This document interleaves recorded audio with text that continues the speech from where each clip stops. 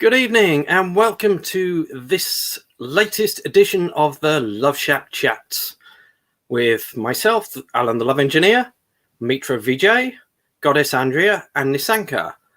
And the point of this Love Shack is for 4 different people from different countries, different parts of the world, different lifestyles, all coming together to make sense of some of the confusing, messed up stuff in the world right now. So this week's talk is about being comfortable with silence. Because have you ever heard the expression that silence is golden or silence is awkward? Well, which way is it? Which one's right? Which way's wrong? Or are they both right? Can you go from one to the other? Let's talk about it and find out. And I'm going to bring the rest of the crew on right now. So we have Andrea. We have Mitra. And it looks like Nisanka's still sharing her stream, but we'll add her on right now anyway. So here we are. The whole crew back again. So for those of you who are on this stream right now, is silence golden or is silence awkward for you? And has it always been the same way?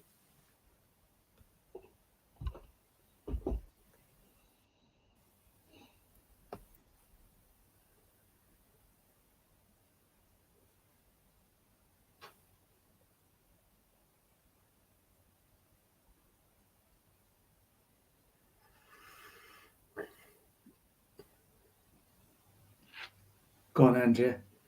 He's asking you.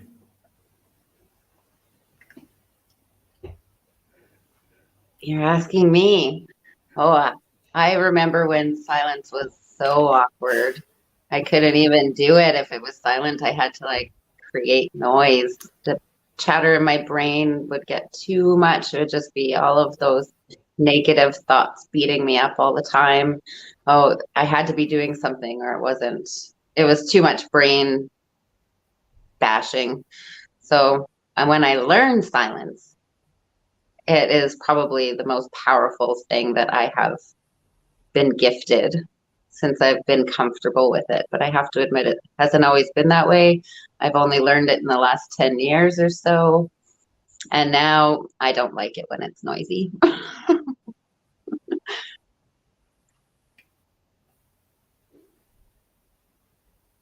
What about you, Nisanka? Same story. Silence, never been comfortable. It's been awkward. I used to fill in with jokes. I mean, I'm naturally funny, but I used to fill in the gaps with jokes and comments and self-depreciating comments mostly, because silence been very, very uncomfortable, unsettling and triggering as well. It used to be. And then I started learning about silence when I started learning about coaching, actually. So it happened before I started going through the healing journey. So I started learning about the technicalities of it and how to be. And then I realized that learning about technicalities doesn't really necessarily help.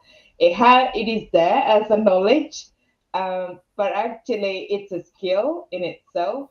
So, and then obviously, healing means that you become more and more comfortable with your silence and your presence. And now it's like Andrea said, can't stand the noise, can't be around noise. Silence is, that when you wake up in the morning, the first half an hour, 45 minutes in the morning when, before my daughter wakes up, and it's just golden, isn't it, that moment? So it's wonderful now. See, I can very well remember when I was going through this education, the jobs, where as if one needed to not be silenced to prove a point or, express. But now I just laugh at myself, how silly I was. And now it's transformed that when I am talking to a mitra, a friend, or it is quite intense and to the point, because you understand the weight that silence can bring, the energy that it can bring. And it obviously makes other people quite uncomfortable because I am just on the point and brief and short. But I must admit that there's a very famous meditation technique called Vipassana, where people go and be quiet for 10 days. Would you believe? Some people can go mad in the first half hour. Forget about 10 days. So I'm very glad to be here, and this is an amazing topic. I don't know if I should be silent or be talking, but here we are.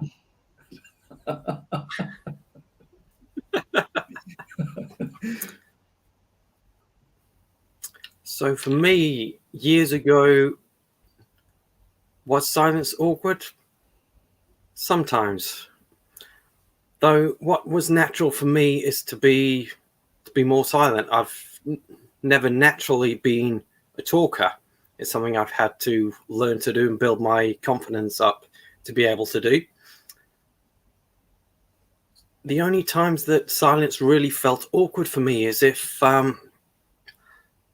like I was out on a date and I could sense that the girl was expecting me to say something, and I'm like, well, I don't know what to say, and then it starts getting awkward within me, and then that starts getting awkward for her as well.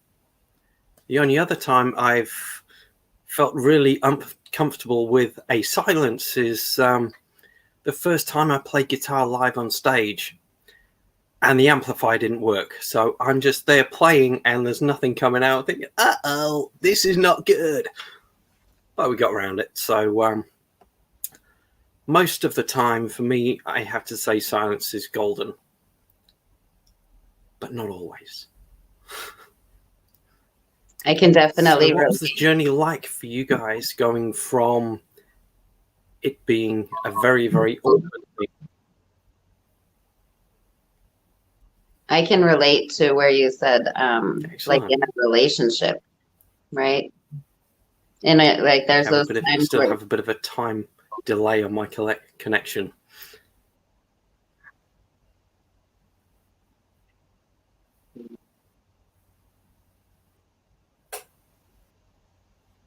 There is a bit of a delay, but for myself, like in relationships, it's been really awkward.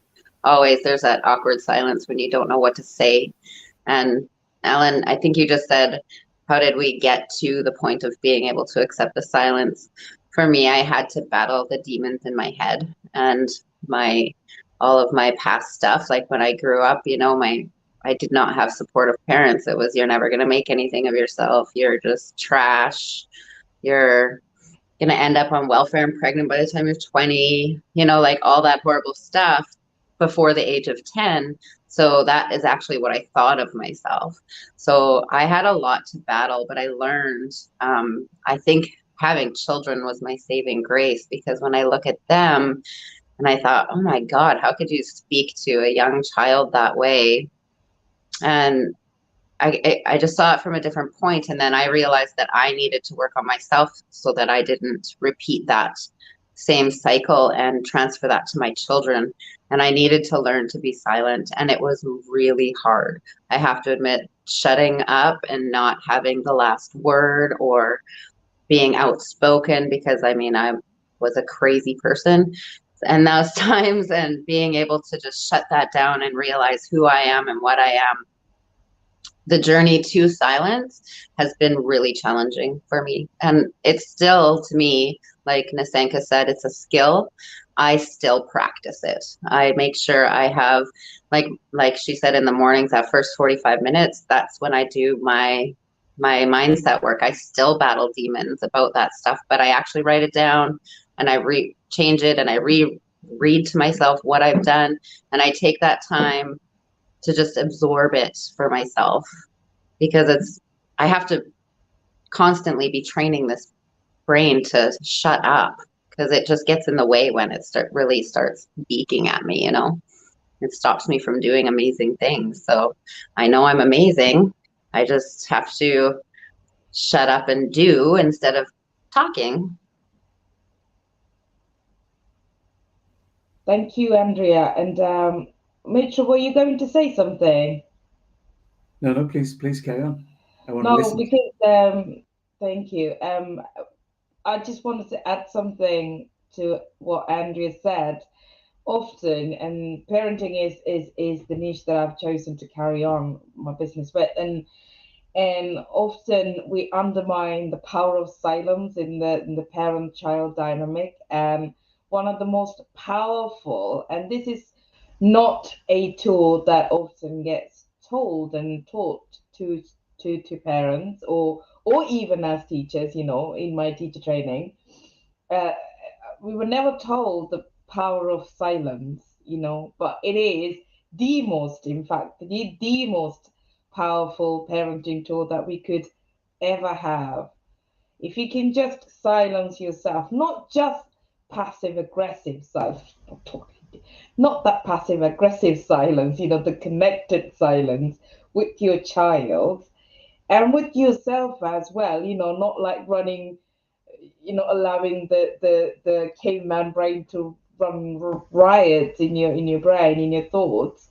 You know, if you can just silence your mind and silence your thoughts and be connected with your children, you have no idea how much of a transformation it can take place in the relationship dynamic, in the child's life, in the self-regulation, and within yourself as well. That it'll bring nothing but better outcome for everyone, really. And that's why silence is one of the most powerful tools in a relationship dynamic, you know, not just parent child, but any kind of, you know, relationship dynamic. So thank you for bringing it up. You know, it is very difficult though. If you look at the analogy, if someone who has never seen light, who has always been in dark, unless they see the light, they will never appreciate either light or darkness. So if someone has been taught that you have to express, either it is in relationship, in job, in anywhere, it is very difficult for anybody in the society to appreciate silence. Same way, if you haven't screamed enough, you always want to scream, but you take it out through your dialogue.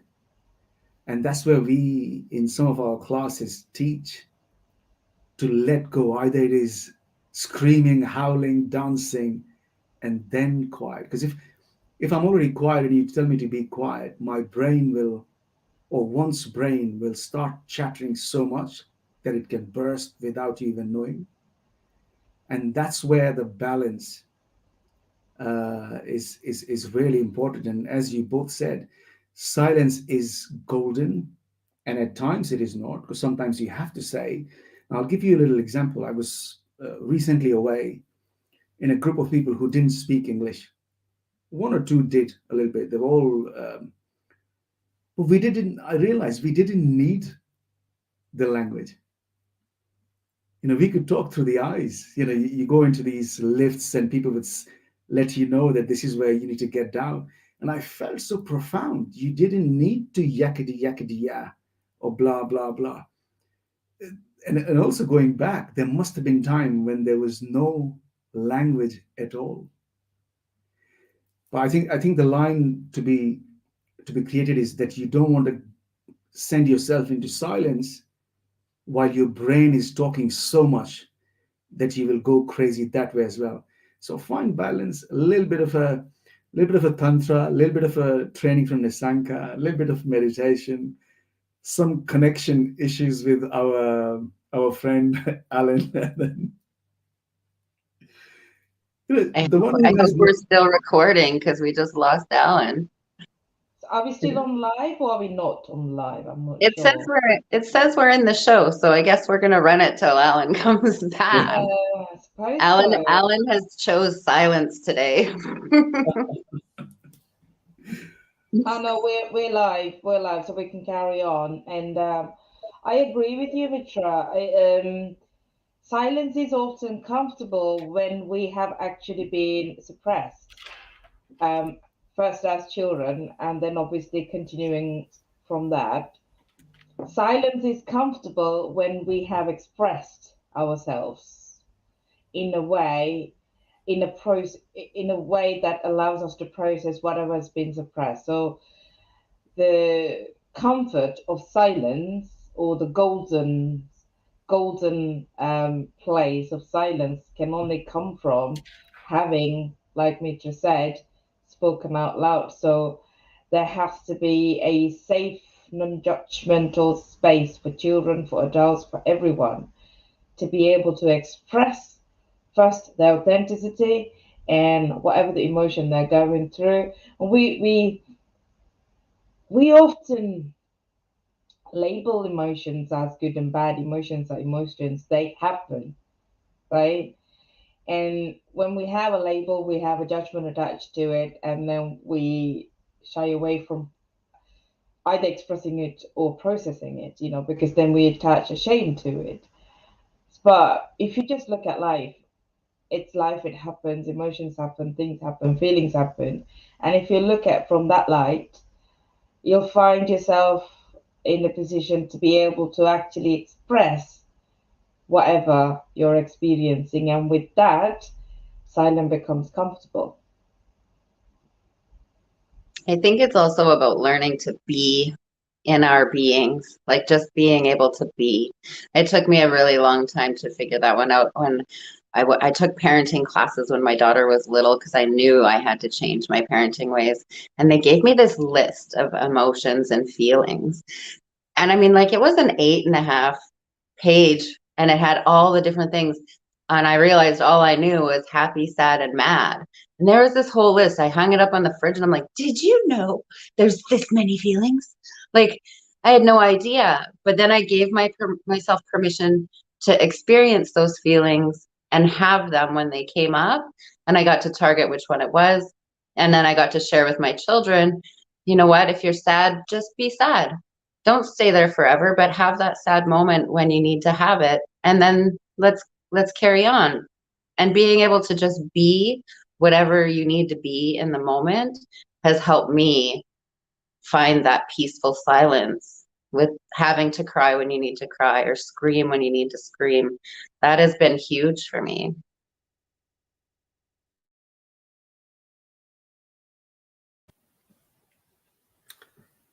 Beautiful. So we have some comments coming up on Facebook. Tracy says that silence is awkward.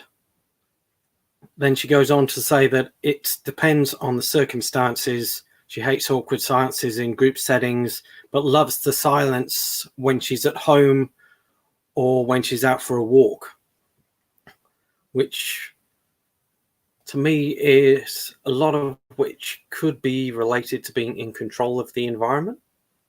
Because when you're home alone, there's no one judging you.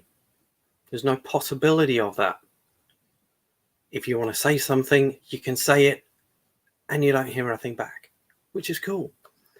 But in a group setting, you never really know how other people are going to respond to what you're saying or would like to say. So that fear of judgment and fear of shame comes out. It certainly did for me in the past. And at the same time, what happens if we don't express what's going on inside?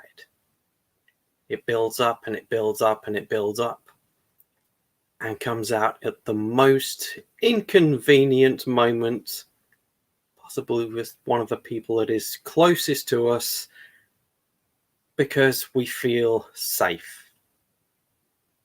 And that is the key to expressing anything, is feeling safe.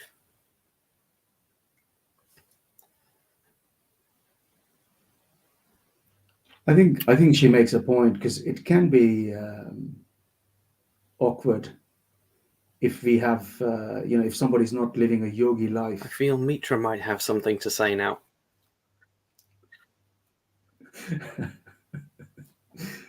This is brilliant. Essentially, what she's saying is so true, that in any setting, in any environment, even when you are alone, silence can be awkward. And if you reach through the point of silence through practice or whatever way you choose, then it starts becoming the joy. Then it starts becoming fulfilling. But for now, it will look awkward. And if you try to force silence yourself, your brain will start talking to you. And it will start saying, how the hell are you even quiet? You have to blabber, you have to talk. But it's a very true point she makes. But there are practices around. But I also want to add something, ultimately, and in our yogic practices, we say, ultimately, all that is left is silence. See, there will be nothing left. We will become silent forever one day, if you understand what I'm trying to say. So practicing it doesn't harm. Then you're ready. You see what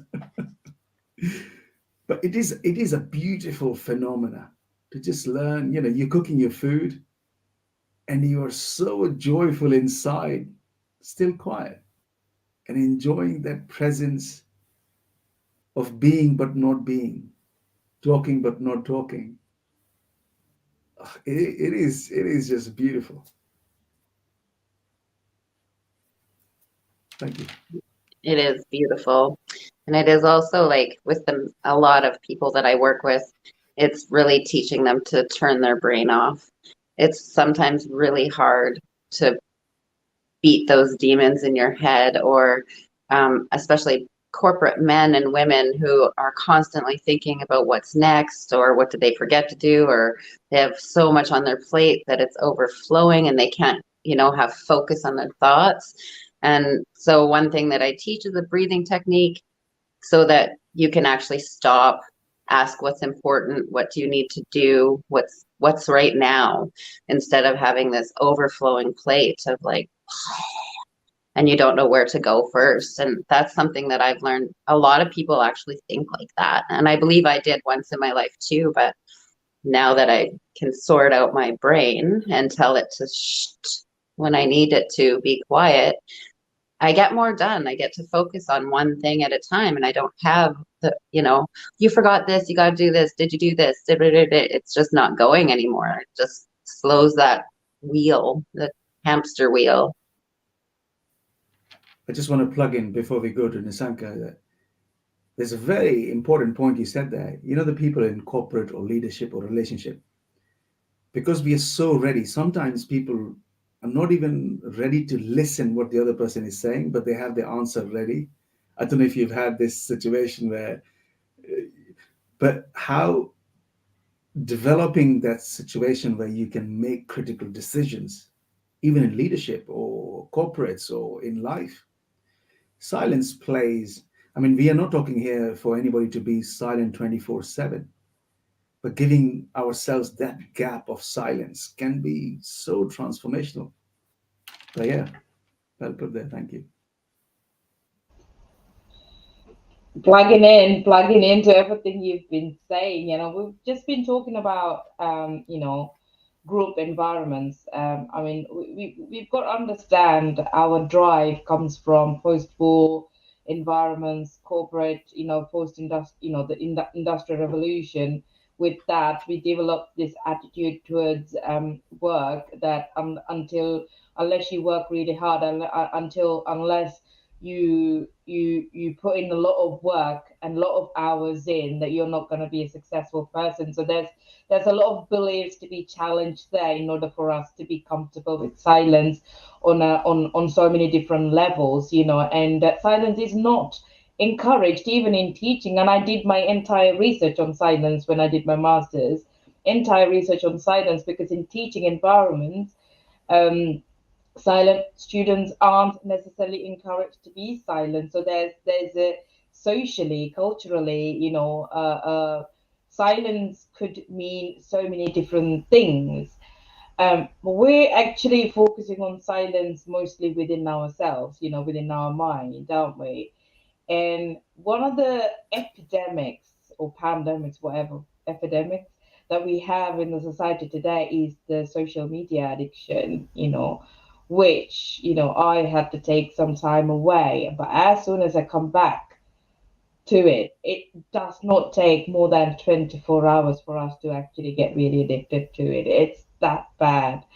We are killing our brains, we're killing our neurons with social media, which is quite ironical. We are on social media. That's, what I'm saying is it's addiction because we're uncomfortable with our pain and because we're uncomfortable with our silence, and we're looking to fill in something, and we've got literally a addictive device that we're carrying on our hands, which is a big problem for children these days growing up, which is a big problem for adults. And so if you grow the skills, learn as well as grow and enhance the skills, strengthen the skills to be silent and be comfortable with your own silence, we can combat some of these addictions that we have today, like really killing natural creativity and the artist within us, the composure within us. It's killing all of these skills that children have and us adults have. Like you said, you can't get anything done when your mind is not silent. It's not creative, it's not functioning. So, the best thing I would suggest if you're a parent and listening to this is to create a lot of environment and room for children to be bored and allow the children to be comfortable with the boredom. And we have this mindset, boredom is bad, and if the children are bored, they'll misbehave, etc., etc. They will if they're not comfortable, and they will if they haven't learned to regulate. But children, by allowing the children to be bored and be comfortable with their silence, we will be doing them a big favor, because that's when the creativity juice and the curiosity and everything starts flowing. That's when your children are in their authentic self, like Andrea said, being. That's when they get comfortable with being with themselves. So yeah, go get silent. Go get silent. Pull out a pen, like writing, or start that creative flow. I love the silence when I get to be my creative self, because I do things that I didn't even know was possible when I'm quiet and I just let whatever come out as it flows. I find that I shared that with my children. They got to have those moments. There'd be stuff just laying around, and I would find them sitting quietly in a room coloring or reading or writing. And that's when we do our most amazing work, is when we slow down. And people think it's so wrong to slow down. Oh, I got to keep up. We live in this fast-paced life. Like, who wants to keep up with all that? Who has time? I tried it for a long time. It didn't work. I couldn't keep up. I just felt like I was constantly being defeated, and keeping up with the Joneses is probably one of the worst things I ever heard of. I never wanted to be a Jones.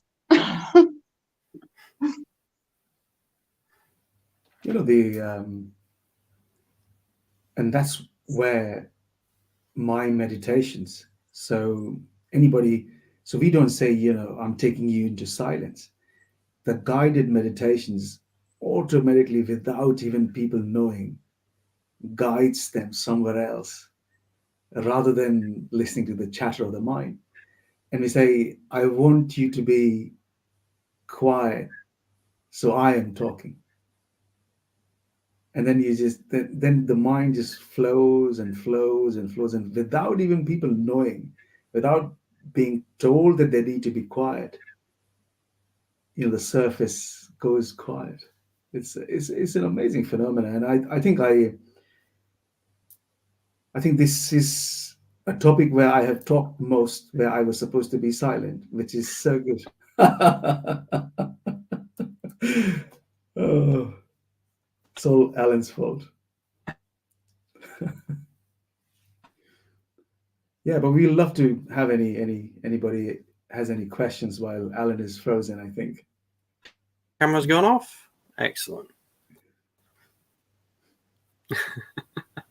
Okay, so when someone says, so is it healthy for silence, playing devil's advocate?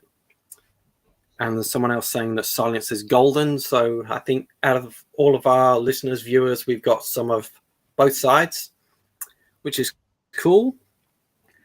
And there's also one from Georgina that says, you're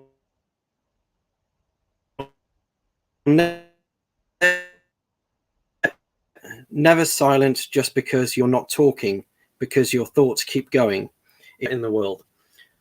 So just to close this particular session off, Mitra, would you like to do a short guided meditation and show us what it is that you really do? I have something under my sleeve. So people think, oh, meditation, somebody's going to talk. I'll play something, a sitar tune, which is very favorite of mine, and I listen to it. And we all can be here. We don't have to close our eyes. But you'll see in 5 seconds in, it changes. So if anybody can be there, just moving with that music in their mind, and we can look at each other and smile for 30 seconds. And this is what I use to tell me if it's too loud or anything. It's not too loud, is it? So think.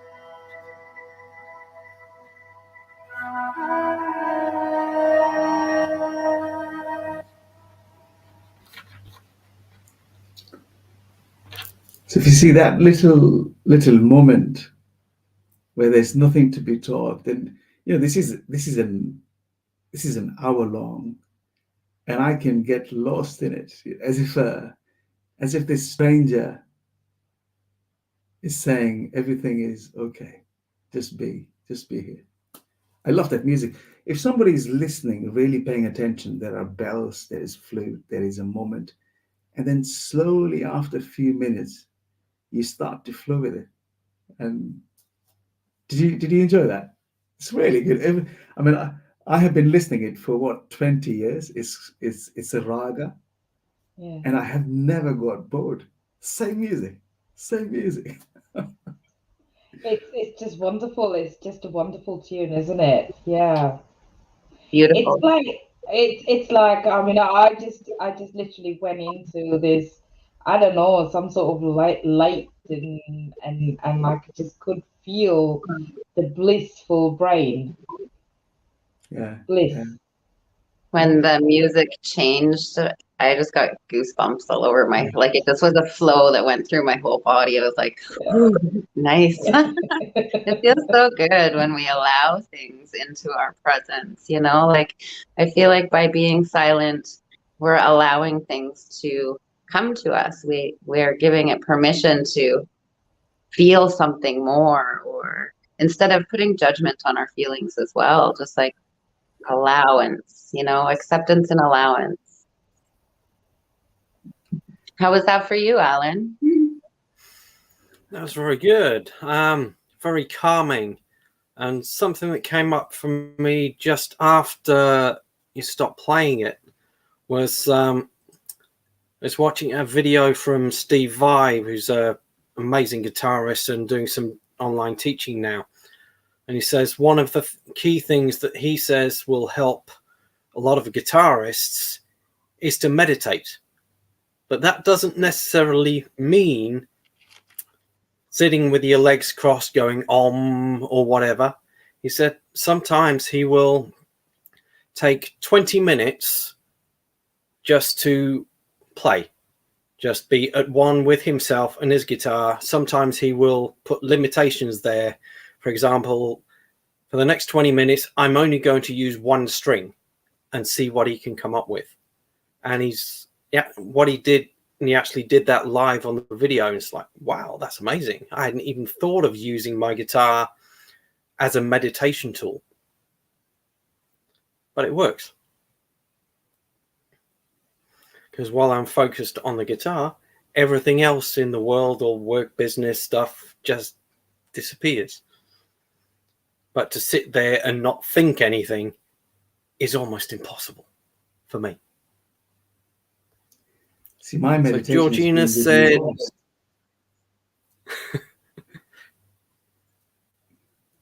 Georgina says, can you share that, please, in the chat, Mitra?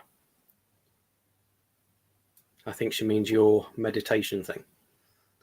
Yeah. Or that piece sure. of. How do I? If you go onto the comment section at the end, then just post it in there. Yeah, I'll do that after. Yeah. That's probably going to be the easiest. I think that's the most recent one. Mandy says that was wonderful, Mitra. So, and somebody anonymous says the Amazing Four with lots of cheering. I don't know who that is, but I'm going to guess at Shahida. Maybe it's not. Who knows? So, on that note, I'm going to draw this session to a close and invite you three to just share a couple of final thoughts if you've got something you'd like to share. Well, I hope everyone can find some peace and silence somewhere in their day-to-day. Silence is a practice. And even if it's only for 3 minutes, just try it, because it's beautiful when you get there. And I'm pretty sure any of us will be here to help you find that silence within. If you need a little support, we got you. Yeah, we've got your back, and I have enjoyed this session. My jaws are hurting, and I've been smiling, and I have loved having everybody who's listening, and give silence a chance. That's all I want to say. Give it a chance, and as we're all here to help you. So thank you. I've got the same thing to say. Give silence a chance, because it is probably one of the best things that you can give to yourself in the self-care journey, silence is actually not just even self-care. Silence is an essential part of just being, it's just being, isn't it? So yeah, give yourself that gift, and you'll find some magical things happening to you in the silence. So yeah. Thank you. Silence brings clarity.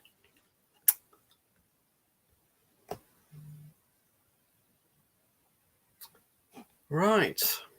On that note, I'll see you guys backstage in a moment. And for everyone else, good evening, good morning, good night, good whatever time of day it is where you are.